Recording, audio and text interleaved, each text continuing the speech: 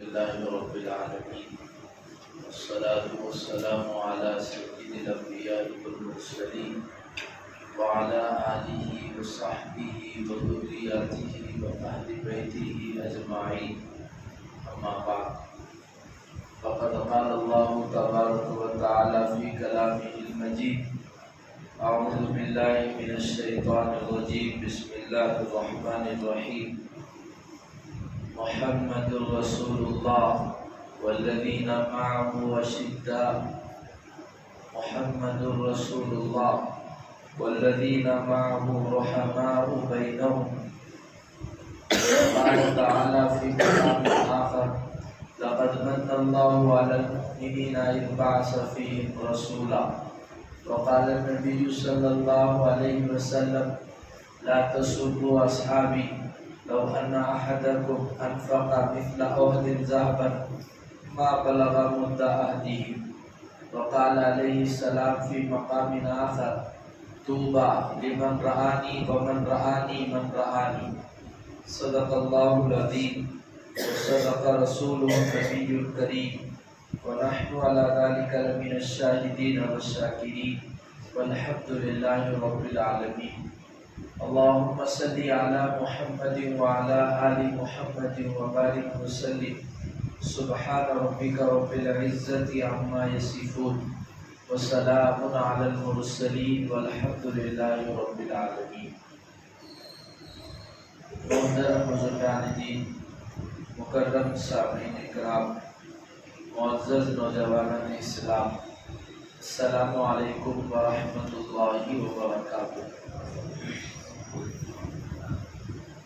الحمدللہ گزشتہ 2-3 جمعوں سے فضائل اہل بیت خاندان رسالت کے محاسن و مناقب آپ حضرات کی خدمت میں عرض کیے گئے۔ نبی کی ذات سے جڑے ہوئے 2 لوگ تھے، ایک وہ تھے جن کا رشتہ نبی سے خون کا تھا، دوسرے وہ لوگ تھے جن کا رشتہ نبی سے دین کا تھا۔ تو اہل بیت وہ لوگ جن سے رشتہ نبی کا خون کا ہے، اور صحابہ کرام وہ قدوسی صفات شخصیات ہیں جن سے نبی کا تعلق دین کا ہے۔ اس لیے آج صحابہ کرام کے فضائل اور ان کے محاسن آپ کے سامنے عرض کیے جائیں گے۔ اس دنیا میں اللہ تعالیٰ نے نبی علیہ السلام کو مبعوث کیا۔ آپ اسی لیے آئے تاکہ آپ کا دین ساری دنیا میں، سارے عالم میں پہنچ جائے، ہر آدمی تک آپ کا دین پہنچ جائے۔ آپ اسی لیے آئے تاکہ لوگوں کو سیدھا راستہ دکھائیں۔ راستہ طے کرنے کے لیے 2 چیزوں کی ضرورت ہوتی ہے، ایک سواری کی ضرورت ہوتی ہے، دوسرا روشنی کی ضرورت ہوتی ہے۔ سواری ہے اور اندھیرا ہے تو بھی راستہ طے نہیں ہوتا ہے، اس لیے اس دین کے راستے میں ایک سواری کی بھی ضرورت ہے اور ایک روشنی کی ضرورت ہے۔ اس سواری کا نام اہل بیت ہے اور اس روشنی کا نام صحابہ ہیں۔ حدیث میں سرکار دو عالم صلی اللہ علیہ وسلم نے فرمایا مثل اہل البیت، میرے گھر والوں کی مثال کمثل سفینۃ نوح، جیسے نوح کی کشتی ہے۔ نوح کی کشتی سے جیسے کل طوفان نوح میں نوح کی کشتی نجات کا کام دی ہے، ایسے ہی اس دین کے راستے میں میرے گھر والے تمہاری نجات کا سبب بنیں گے۔ کشتی چلانے کے لیے، سواری چلانے کے لیے روشنی کی ضرورت ہے، اس لیے سرکار دو عالم صلی اللہ علیہ وسلم نے فرمایا اصحابی کالنجوم، میرے صحابہ ستاروں کی طرح ہے۔ آج تو ستارے خالی چمک دیتے ہیں، ہم کو اس کا کچھ علم نہیں ہے، لیکن 300-400 سال پہلے لوگ ستاروں سے راستہ طے کرتے تھے، ستاروں کو دیکھ کر منزل طے کی جاتی تھی۔ اسی ماحول میں سرکار نے فرمایا اصحابی کالنجوم، میرے صحابہ ستارے کی طرح ہے۔ فَبِأَيِّهِمْ اقْتَدَيْتُمْ اهْتَدَيْتُمْ، جس صحابی کے بھی پیچھے چلو گے راستہ پا جاؤ گے۔ اس لیے ہدایت اور سعادت کے لیے سواری ضروری ہے، اور وہ سواری اور وہ سفینہ نوح اہل بیت ہے۔ ایسے ہی ہدایت اور سعادت کے لیے روشنی ضروری ہے، راستہ طے کرنے کے لیے وہ روشنی صحابہ کرام کی زندگانی ہے۔ آج قرآن و حدیث کی روشنی میں صحابہ کے فضائل آپ کے سامنے بتائے جائیں گے۔ اللہ تعالیٰ نے ایک موقع پر قرآن میں کہا لَقَدْ مَنَّ اللَّهُ عَلَى الْمُؤْمِنِينَ إِذْ بَعَثَ فِيهِمْ رَسُولًا۔ اس آیت کا مطلب یہ ہے آج دنیا میں دین کے چلنے کے 3 طریقے ہیں۔ مدرسوں میں کوئی بیٹھ کر پڑھا رہا ہے، اس سے بھی دین پھیل رہا ہے۔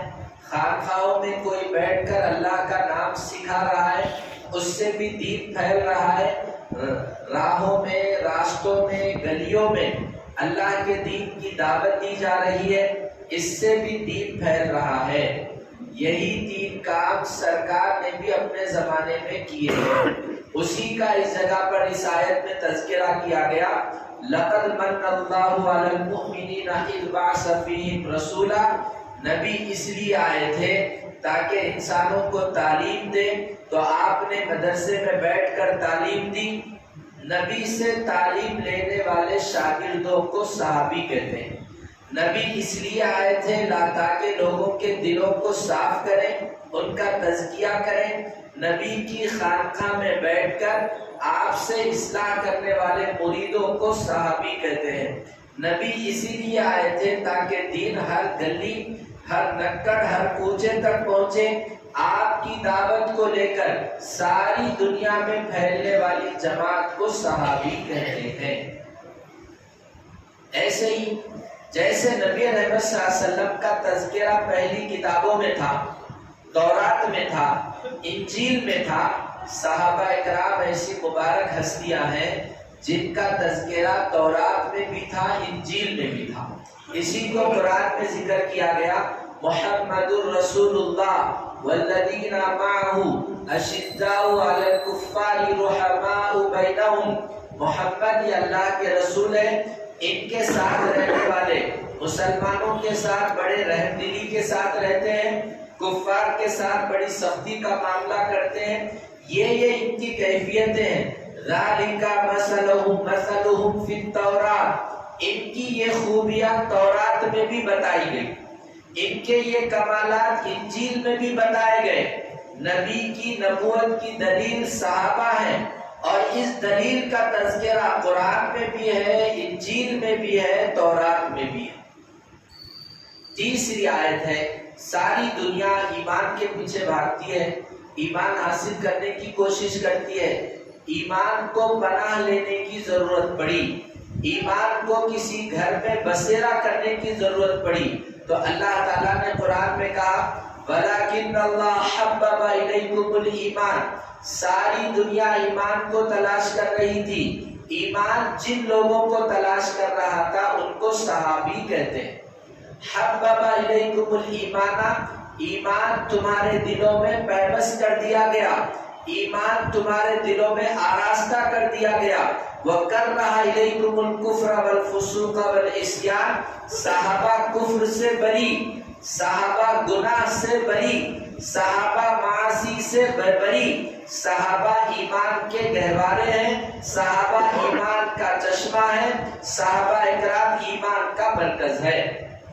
ایمان کے بعد اسلام میں سب سے بڑا عمل، سب سے پاورفل عمل تقوی ہے۔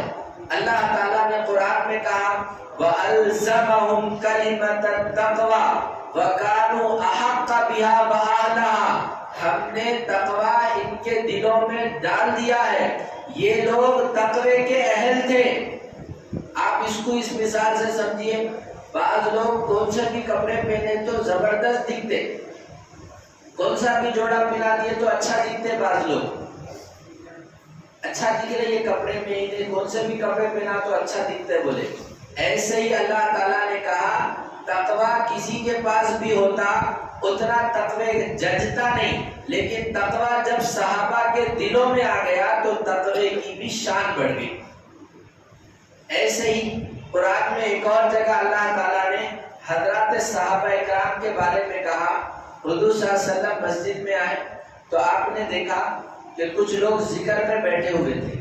آپ نے کبھی سنا کہ شاگردوں کے لیے استاد کو بولا گیا ہو شاگردوں کے پاس جا کے بیٹھو؟ آپ نے کبھی سنا مریدوں کے لیے شیخ کو بولا گیا ہو جا کے مریدوں میں بیٹھو؟ صحابہ ایسی عظیم مقدس شخصیات ہے، نبی کو کہا گیا ان صحابہ اکرام کے ساتھ ذکر کرتے بیٹھو۔ وَاصْبِرْ نَفْسَكَ مَعَ الَّذِينَ يَدْعُونَ رَبَّهُمْ بِالْغَدَاةِ وَالْعَشِيِّ، اے نبی اس جماعت کے ساتھ بیٹھیے جو صبح و شام اللہ کا ذکر کرتے رہتی ہے۔ یہ کون سی جماعت ہے جس کے ساتھ بیٹھنے کا نبی کو حکم دیا گیا؟ وہ صحابہ کرام کی جماعت ہے، صحابہ کرام کی جماعت ہے۔ حضور مسجد میں بیٹھے ہوئے تھے، ایک نابینا صحابی سے بات کر رہے تھے، اسی موقع پہ ابو جہل اور کچھ مالدار کفار آ گئے، تو یہ تو گھر کے آدمی ہیں پھر بات چیت ہو سکتی بول کے حضور ان کو چھوڑ کے ان کفار سے ملنے چلے گئے۔ اللہ تعالیٰ نے فوراً آیت نازل فرمائی، آپ نے ایک اندھے کو نابینا کو چھوڑ کے دوسروں کے پاس چلے گئے، یہ اندھا ان سے زیادہ تقوی والا ہے۔ ایک ایک صحابی کا یہ مقام و مرتبہ ہے کہ اس کی عظمت بتانے کے لیے اللہ نے قرآن میں ان کا تذکرہ فرمایا۔ اس لیے ہم اہل سنت والجماعت کے پاس جیسے اہل بیت مقدس اور محترم ہیں، ایسے ہی اہل صحبت یعنی صحابہ اکرام بھی مقدس اور محترم ہیں۔ یہ قرآن پاک کی چند آیتیں تھی جو آپ کے سامنے عرض کی گئی۔ اب خود نبی کی زبانی سنیے کہ صحابہ اکرام کا کیا مرتبہ ہے۔ حضور علیہ السلام نے فرمایا اللہ تعالیٰ نے انسانوں کو پیدا کیا، جیسے آج آپ لوگ یہاں بیٹھے ہوئے ہیں، آدم علیہ السلام کو پیدا کرنے سے پہلے آدم سے لے کے قیامت تک کے آخری آدمی کو اللہ نے ایک جگہ جمع کیا۔ اللہ نے ان کے اوپر نظر ڈالی، ان میں جن کے دل زیادہ پاکیزہ تھے ان لوگوں کو نبوت کے لیے چنا اور رسول بنایا۔ اس کے بعد دوسری بار اللہ تعالیٰ نے نظر ڈالی، اب انسانوں میں جو سب سے زیادہ تقویٰ صفت، سب سے زیادہ پاکیزہ مزاج کے لوگ تھے، ان کو محمد رسول اللہ کی صحبت کے لیے چنا گیا۔ کوئی بھی صحابی اپنی پسند اور خواہش سے صحابی نہیں بنے، جیسے نبی کا انتخاب ہوا ایسے ہی نبی کے لیے صحابی کا بھی انتخاب ہوا۔ جیسے نبی کو چنا گیا ایسے ہی نبی کی صحبت کے لیے صحابہ کو بھی چنا گیا۔ اسی کو حدیث میں سرکار نے فرمایا اختارانی، اللہ نے مجھ کو چنا، واختارا اصحابی، اور میرے صحابہ کو بھی اللہ تعالیٰ نے میرے لیے چنا ہے۔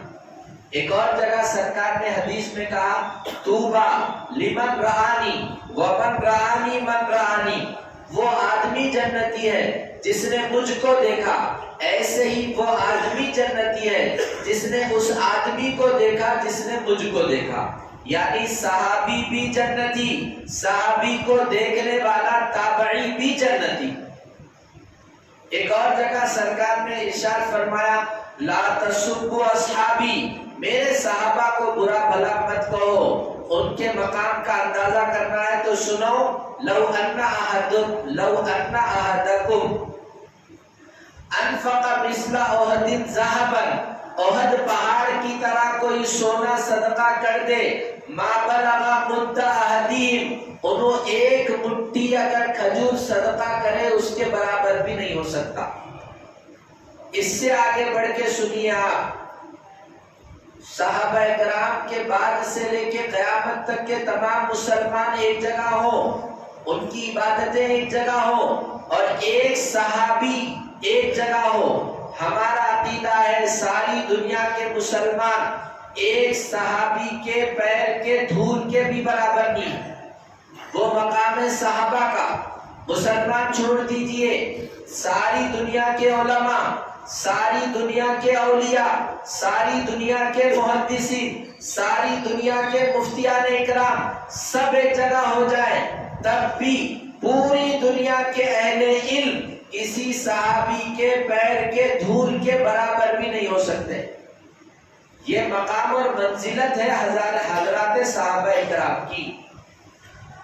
اسی لیے ایک حدیث میں سرکار نے ارشاد فرمایا من احبنی فقط من احبہم فقط احبنی، جو صحابہ کو چاہنے والا ہے وہ مجھ کو چاہنے والا ہے، جو صحابہ سے دشمنی رکھنے والا ہے وہ مجھ سے دشمنی رکھنے والا ہے۔ ایک زمانہ تھا کہ لوگ سنتے تھے کہ صرف کالے کپڑے پہننے والے لوگ صحابہ کو برا بولتے ہیں۔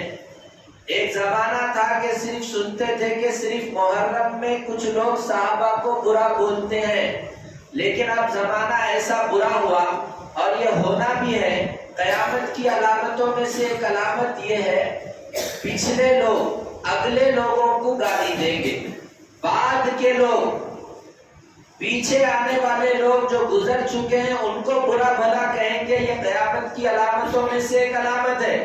اس لیے اب جیسا میں آن لائن آیا، اس کی ایک وجہ یہی ہے، آن لائن بیٹھ کے صحابہ کی عزتوں پر نشان لگانے والے دسیوں لوگ ہیں۔ فون پہ بیٹھ رہے مغیرہ بن شعبہ کے خلاف زبان کھول دیے، فون پہ آئے امیر معاویہ کے خلاف گستاخی کر دیے، آن لائن آئے حضرت عائشہ اور علی کے بارے میں گستاخی کر دیے۔ اس لیے یہ ذہن میں رکھ لیجئے، جو صحابہ کا دشمن وہ نبی کا دشمن۔ چند لوگوں کے نام میں آپ کو بول دوں جنہوں نے امت میں صحابہ کے دشمنوں کو تیار کرنے کا بیڑا اٹھا رکھا ہے۔ جو مسلمانوں میں صحابہ کے دشمن پیدا کر رہے ہیں، غامدی، انجینئر علی مرزا، شکیل بن حنیف اور ایسے بے شمار لوگ ہیں۔ ایسے ہی مسلمانوں میں بھی ہے، اللہ رسول کی سنتے، صحابی کی سنتے، قرآن حدیث پہ عمل کرتے، نہ کسی عمر کی بات کو مانتے۔ عمر کون جی؟ عمر ہمارے طرح ایک انسان جی، ہم بھی انسان انہوں بھی انسان، لہذا ہم قرآن و حدیث کو سنیں گے، عمر کی 20 رکعت تراویح کو نہیں سنیں گے۔ عمر کون جی؟ عمر بھی ہماری طرح ایک انسان، اس لیے عمر کے 3 طلاق کے فیصلے کو نہیں سنیں گے۔ تو آپ سنیے عمر کون جی؟ اہل سنت والجماعت کا یہ مسلک ہے، تمام انبیاء گناہوں سے معصوم ہیں، تمام صحابہ گناہوں سے محفوظ ہیں۔ ایک پتھر وہ ہے جو روڈ پہ رہتا ٹھوکر مار کے پھینک دیتے، دوسرا پتھر وہ ہے جو مسجد میں فرشی پہ لگاتے، تیسرا پتھر وہ ہے جو ممبر پہ لگاتے، چوتھا پتھر وہ ہے جو انگوٹھی کا نگینہ بنتا، پانچواں پتھر وہ ہے جو کسی تاج کا ہیرا بنتا۔ دنیا والوں، وہ بھی انسان ہم بھی انسان، تو بولو روڈ کا پتھر اور تاج کا نگینہ دونوں برابر ہیں؟ جیسے یہ دونوں پتھر برابر نہیں ہو سکتے، ہم جیسے ہزاروں لوگ، کروڑوں لوگ کسی ایک صحابی کے پیر کی دھول کے بھی برابر نہیں ہو سکتے۔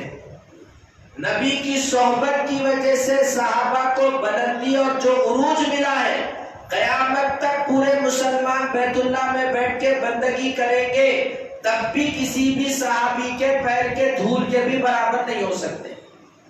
وہ مقام ہے صحابہ کرام کا۔ عبداللہ ابن مسعود جو خود صحابی ہے، انہوں نے ایک زبردست نقشہ کھینچا صحابہ کا، من کانا مستنن فلیستن بمن قد مات۔ جو بھی اپنا آئیڈیل اور ہیرو بنانا چاہتے ہیں وہ صحابہ کو ہیرو بنائیے۔ وجہ کیا ہے؟ کانو افضل ہذہ الامہ، اس امت کے سب سے نفیس ترین لوگ صحابہ ہیں۔ وجہ کیا ہے؟ اعمقہم علما، علم میں گہرے ہیں، اقرہم قلوبا، دل کے نیک ہیں، اقلہم تکلفا، تکلف کم کرنے والے ہیں، احسنہم حالا، حالت کے بہترین ہیں، اقدمہم ہدیہ، ہدایت اور راستہ پانے والے ہیں، اور حضور نے ان کی اتباع کا حکم دیا۔ بڑے افسوس کی بات تو یہ ہے، ہمارے اہل سنت والجماعت میں جتنا اولیاء کا تذکرہ ہوتا، جتنا پیران پیر کو لوگ جانتے، جتنا معین الدین چشتی کو لوگ جانتے، صحابہ کرام کو نہیں جانتے۔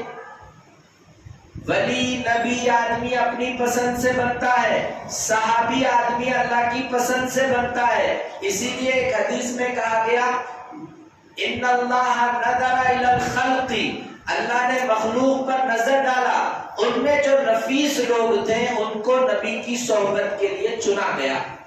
کیسا چنے؟ بنو تمیم سے ابو بکر کو لے لیے، بنو عدی سے عمر کو لے لیے، بنو امیہ سے عثمان کو لے لیے، قریش سے علی کو لے لیے، حبشہ سے بلال کو لے لیے، فارس سے سلمان فارسی کو لے لیے۔ ایک ایک ریاست سے، ایک ایک ملک سے، ایک ایک قبیلے سے ایک ایک آدمی کو چنا گیا۔ یہ انتخاب دراصل اللہ کی طرف سے ہوا ہے۔ اس لیے اگر کسی کے بیان میں صحابہ کی توہین ہو، اس کا بیان سننا بند کر دیجیے۔ اگر کسی کے بیان سے صحابہ کی عظمت میں نقص کیا جا رہا ہے، وہ ہمارا بھی دشمن ہے، اہل سنت والجماعت کا دشمن ہے۔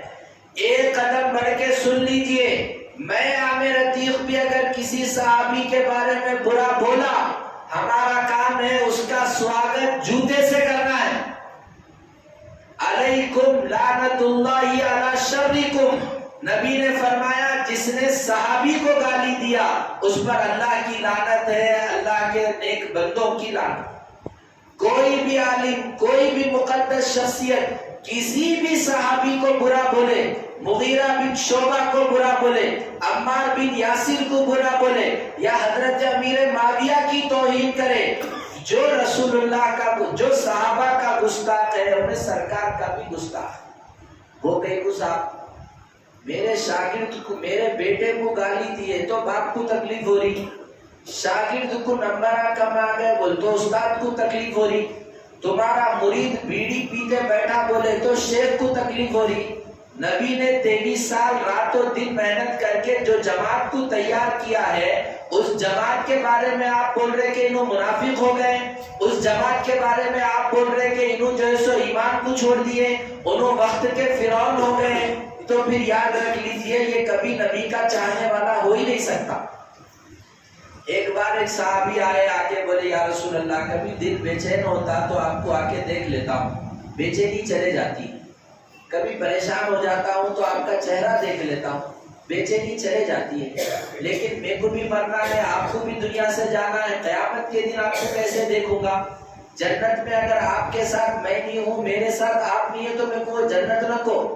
حضور علیہ السلام نے اسی موقع پر کہا المرء مع من احبا، اگر تم دنیا میں محمد کو چاہتے ہو، حشر کے میدان میں محمد کے ساتھ اللہ کھڑا کریں گے۔ اگر دنیا میں تم کسی صحابی کو چاہتے ہو، حشر کے میدان میں اللہ اس صحابی کے ساتھ تم کو کھڑا کرے۔ یہ فیصلہ ہے سرکار۔ اگر تمہارے دل میں صحابہ کی دشمنی ہے تو تم منافقوں کے ساتھ قیامت کے دن ٹھہرو گے، اگر تمہارے دل میں صحابہ کی عظمت اور محبت ہے، صحابہ کے ساتھ ٹھہرو گے۔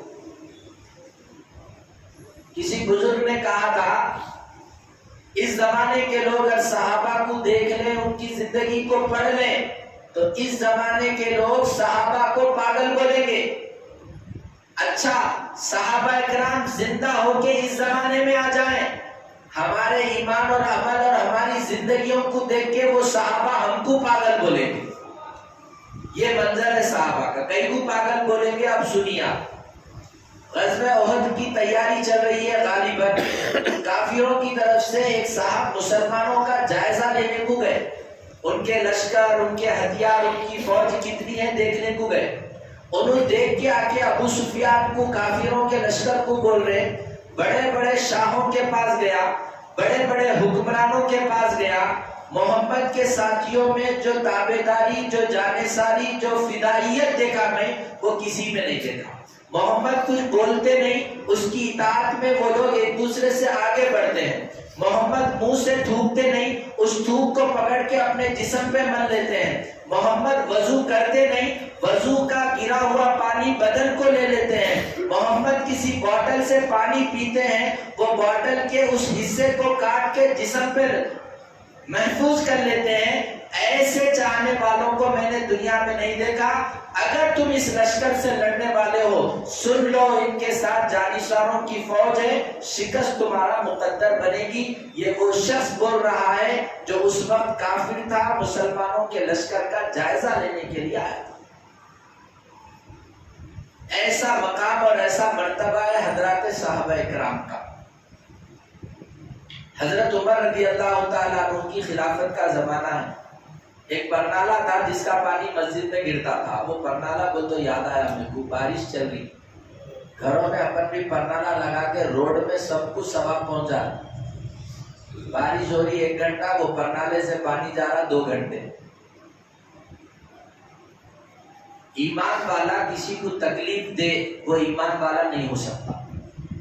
سرکار سے اسلام کا تعارف پوچھا گیا تو سرکار نے نہیں کہا سجدہ کرنے والا، حج کرنے والا، روزے رکھنے والا، بیواؤں کو پیسے دینے والا. سرکار نے مسلمان کا تعارف کرایا.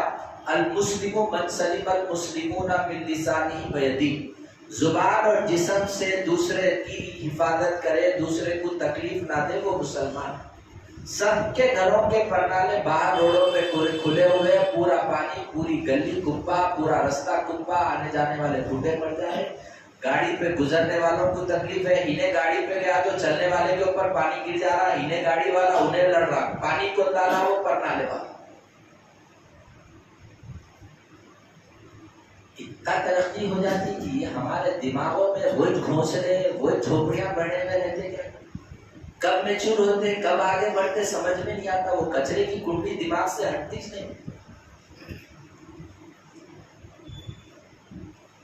تو وہ پرنالا مسجد میں تھا. حضرت عمر کیا کرے، لوگوں کو تکلیف ہو رہی بول کے پرنالا توڑ کے پھینک دی. وہ پرنالا تھا عبداللہ ابن عباس کا.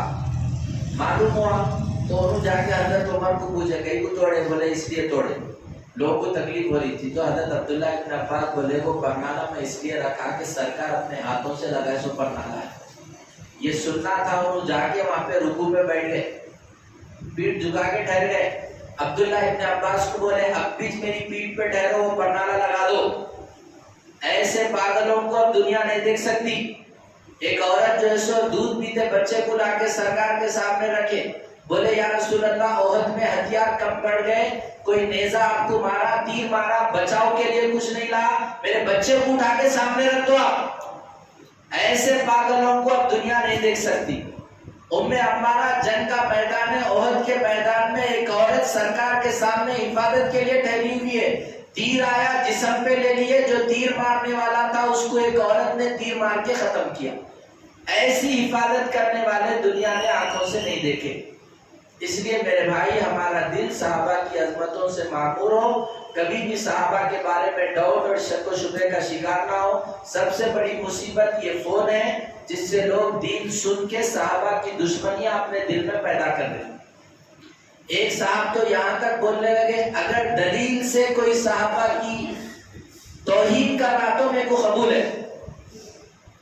کوئی قرآن کی آیت سے، کوئی حدیث سے، کسی روایت سے کوئی صحابہ کو برا بول رہا تو میں برا لے لیتا ہوں. دلیل ہونا، میرے کو پروف ہونا. یہ عالم ہے، یہ زمانے کے لوگ بول رہے ابھی دلیل ہے تو وہ صحابی غلط ہے، دلیل ہے تو وہ آدمی غلط. دلیل ہونا ہم چاہے کسی کے بھی خلاف ہو. ایک صحابیہ کے بیٹے کا انتقال ہو گیا، بابا کا انتقال ہو گیا، شوہر کا انتقال ہوا. غزوہ احد میں خاندان کے 3 لوگ مر گئے. حضور صلی اللہ علیہ وسلم خیموں میں جا رہے دیکھنے، وہ عورت کا خیمہ آیا تو وہ خیمے کو چھوڑ کے بھاگنے لگے، جانے لگے آگے. تو عورت کو معلوم ہوا کہ سرکار آئے، باہر آ کے ملنے لگے. حضور بولے وہ عورت کا سامنا کیسے کروں گا، اس کے گھر کے 3 جنازے اٹھانا ہے اس کو. سنیے وہ دل گردے والی عورت، وہ ایمان کے ایمان سے شرسار عورت کا جملہ سنیے. کل مصیبت بعدک جلل یا رسول اللہ، ہر مصیبت آپ کے بعد ہے یا رسول اللہ. آپ ہے تو میرا بیٹا ہے، آپ ہے تو میری بیوی ہے. ابو بکر کا بیٹا میدان بدر میں آیا، ابو بکر کو مارنے کے لیے تلوار بڑھایا، بابا ہے بول کے چھوڑ کے چلا گیا. ابو بکر کا بیٹا کافروں کی جانب سے آیا تھا.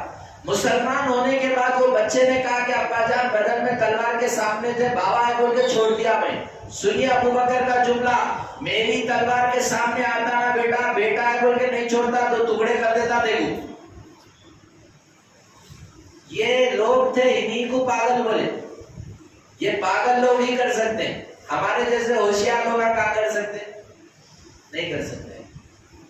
اس لیے آپ لوگوں سے گزارش ہے دل میں صحابہ کرام کی عظمت اور محبت رکھیے، اور ہر وہ شخص جو صحابہ کی توہین کر رہا ہے، صحابہ کی عظمتوں پر حرف گیری کر رہا ہے، اس کے بیانات سننے سے دور رہیے۔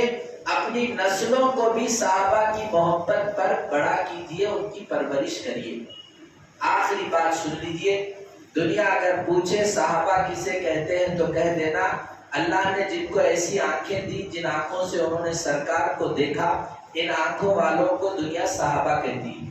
دنیا اگر پوچھے صحابہ کسے کہتے ہیں تو کہہ دینا اللہ نے جن کو ایسا دل دیا تھا، جس دل میں انہوں نے ایمان کو جگہ دی اور ان کے ایمان کی مثال اللہ نے قرآن میں بیان کی، ایسے دل والوں کو دنیا صحابہ کہتی ہے۔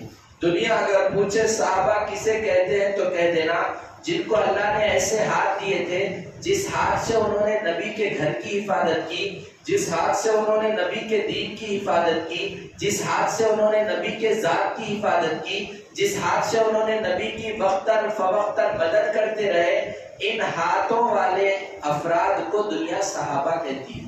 دنیا اگر پوچھے صحابہ کسے کہتے ہیں تو کہہ دینا میں مدرسے میں بیٹھتا ہوں، میرے شاگرد کوئی اور ہوتے ہیں جو مدرسے میں بیٹھے تھے، ان کو پڑھانے والے محمد رسول اللہ ملے، ان کو کتاب قرآن شریف ملی، اس مدرسے کا ذمہ دار اور ہیڈ جبرائیل تھا، اور اس مدرسے میں پڑھنے والے صحابہ اکرام تھے، ایسے شاگردوں کو دنیا صحابہ کہتی ہے۔ دنیا اگر پوچھے صحابہ کسے کہتے ہیں تو کہہ دینا میں ہاتھ اٹھا کر دعا کرتا ہوں اہدنا الصراط المستقیم، جنہوں نے 23 سال ہاتھ اٹھا کے دعا کی اہدنا الصراط المستقیم، اس نبی کے اہدنا الصراط المستقیم پر 23 سال تک جو لوگ مسجد میں آمین بولتے رہے، اس آمین بولنے والی جماعت کو دنیا صحابہ کہتی ہے۔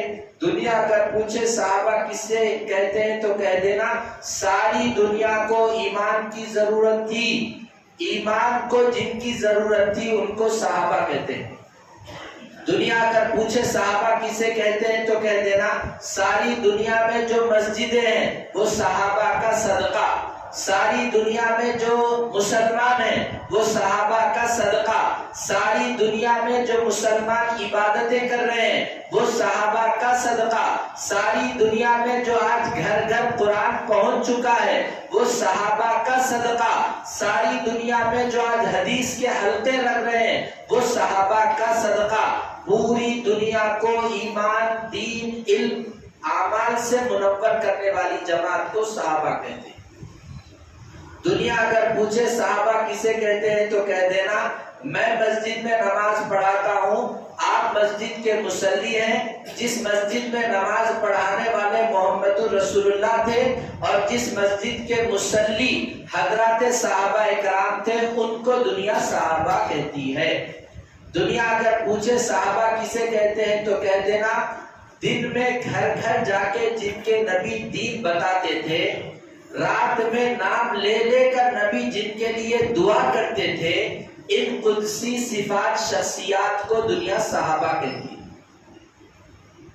دنیا اگر پوچھے صحابہ کسے کہتے ہیں تو کہہ دینا جنہوں نے نبی کو آنکھوں سے دیکھا، جنہوں نے نبی کی ہاتھوں سے مدد کی، جنہوں نے اپنے جسم سے نبی کی حفاظت کی، جنہوں نے اپنے پیروں سے پوری دنیا میں دین کو پھیلایا، ایسی قدسی صفات کو دنیا صحابہ کہتی ہے۔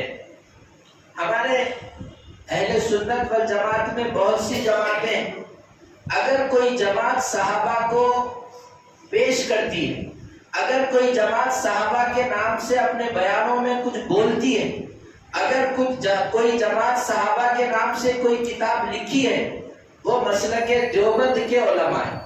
ان کی خصوصیت یہ ہے کہ یہ لوگ اہل بیت اور صحابہ دونوں کا سنگم لے کے چلتے ہیں، اس لیے ایک زبردست کتاب ہے، قسم کھا کے مسجد میں کہہ سکتا ہوں اگر آپ اس کتاب کو زندگی میں ایک بار پڑھ لیے، دل کی آنکھوں سے اور دل کے کانوں سے پڑھ لیے، آپ کو اسلام سمجھ میں آ جائے گا، آپ کو صحابہ سمجھ میں آ جائیں گے، آپ کو دین کے لیے ہر طرح کی قربانی دینا سمجھ میں آ جائے گا۔ وہ کتاب ہے حیات الصحابہ، زبردست کتاب ہے، زندگی میں ایک بار یہ کتاب نہیں پڑھے اپنے آپ کو مسلمان بولنا گناہ ہے، زندگی میں اگر ایک بار یہ کتاب نہیں پڑھے آپ کو فخر نہیں ہوگا کہ میں مسلمان ہوں بول کے، آپ کا دل یقین سے نہیں بھرے گا اگر اس کتاب کو زندگی میں ایک بار آپ نہیں پڑھے۔ اس لیے گھر میں بھی پڑھائیے، آپ بھی پڑھیے۔ حیات الصحابہ 3 جلدوں میں ہے، اردو میں ہے، انگلش میں ہے، عربی میں ہے، تینوں زبانوں میں یہ کتاب موجود ہے، ہندی میں بھی ہے۔ بچوں کو لا کے گفٹ دیجئے، یہ کتاب پڑھو بیٹا بول کے دیکھیے۔ ابھی ایک صاحب بولے کون سا کی فلم آیا اس کے پیچھے لوگ پاگل ہو جا رہے بول کے، اگر کوئی صحابہ کی زندگی پڑھ لیے نا ان کے پیچھے پاگل ہو جاتے۔ ناچنے والوں کو دکھایا صاحب میں گھر میں فون دے کے، یہ دین کے لیے قربانی دینے والوں کو تھوڑی دکھایا۔ ایک جنگ کا میدان ہے، صحابہ نبی کو یہ گارنٹی دیے تھے مدینے میں آپ رہے تو ہم آپ کی حفاظت کریں گے، مدینے سے باہر گئے تو ہم آپ کی حفاظت نہیں کریں گے، یہ بولے تھے۔ غزوہ تبوک یا حنین یا خندق کوئی جنگ ایسی تھی جو مدینے کے باہر تھی، تو آپ نے صحابہ سے مشورہ لیا بھائی تمہاری کیا رائے؟ تو ایک صحابی ایک خاندان قبیلے کی نمائندگی کرتے ہوئے بولے یا رسول اللہ اگر آپ بولے سمندر میں چھلانگ لگا دو بول تو لگانے کو تیار ہے، اگر آپ بولے پہاڑ کی بلندی سے کودو بول تو کودنے کے لیے تیار ہے، آپ کے ابرو چشم کا اشارہ ہے ہم آپ کے لیے سب کچھ کرنے کے لیے تیار ہیں۔ اسی لیے ہم سب کو ان کی زندگیاں پڑھنا ضروری ہے، ان سے واقفیت حاصل کرنا ضروری ہے۔ ہجرت کا موقع ہے، کیسا ایک آدمی نبی کی خدمت کی ہے اندازہ کریے۔ 2 غلاموں کو بولے یارو اونٹا لے کے آؤ ہمارے واسطے بولی، ایک آدمی کو بولے بکریاں لا کے ہمارے رستے پر بکریاں چراتے رہے تو ہمارے رستے پہ، اپنی بیٹی کو بولے ہم لوگ فلاں دن پہنچیں گے تم روز توشہ لا کے ہم کو دیتے رہو بولے، اور ایک آدمی کو بولے ہم غار سور کو فلاں جگہ پہنچیں گے تم وہاں پہ گھوڑا لے کے آؤ بولے۔ اتنا پورا انتظام محمد رسول اللہ کے لیے کرے، اس شخصیت کا نام ہے ابو بکر۔ تم لوگ سب سے میرا سوال ہے کوئی اپنے بچے کا نام ابو بکر رکھنے کو تیار ہے؟ اینٹک نام ہونا جی، زوہان، ارسلان، شیطان، یہ نام ہونا، ابو بکر نہیں ہونا مانگو۔ کسی بھی صحابی کی صحابیت قرآن سے ثابت نہیں ہے، ابو بکر وہ واحد شخصیت ہے جس کا صحابی ہونا قرآن سے ثابت ہے۔ پہلا مسلمان اسلام کا ابو بکر، پہلے نماز پڑھنے والا ابو بکر، پہلے اسلام کے لیے جان اور مال دینے والا ابو بکر۔ حضور خود بولے سب کو دے کے خوش کر دیا صاحب، ابو بکر ایک آدمی ایسا ہے جس کے احسانات میرے اوپر اتنے ہیں، اللہ ہی ان احسانات کا بدلہ دے سکتے۔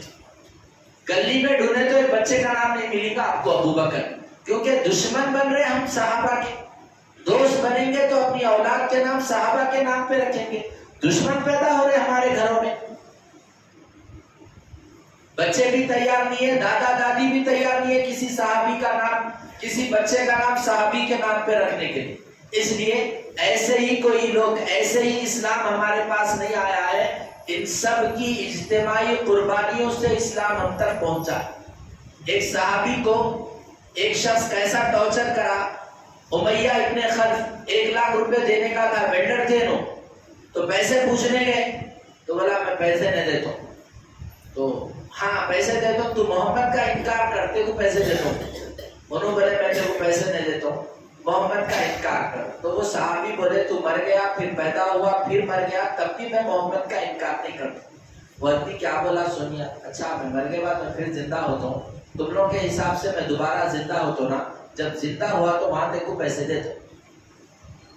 آج صاحب تھوڑے تھوڑے کاموں کے واسطے داڑھی چھوڑ دے، یا لوگا 1 لاکھ کا پیسہ چھوڑ دیا، محمد رسول اللہ کا نام بولا۔ ایک صحابی کو سینے پہ رکھ کے مار رہے ہیں، پتھر رکھ کے مار رہے ہیں، سزا دے رہے، کوڑے دے رہے ہیں۔ اس موقع پہ کسی نے پوچھا اس سے تیری جگہ اگر محمد ہوتے تو کیا ہوتا؟ تو وہ صحابی کہنے لگے اتنا پورا تکلیف تو چھوڑ دو، یہ تکلیف کے بجائے اگر محمد کو ایک دن کا بھی چپتا نا، وہ دن کا نہیں چپنا لیکن میری جان چلے جاؤ۔ یہ جذبات تھے ان لوگ۔ آج ہمارے پاس ہے ہی نہیں صحابہ کا کوئی تذکرہ نہیں، پوروں میں کسی کے پاس کوئی صحابی کے نام کی کتاب ہے تو بتا دیجیے، آپ ہے نہیں۔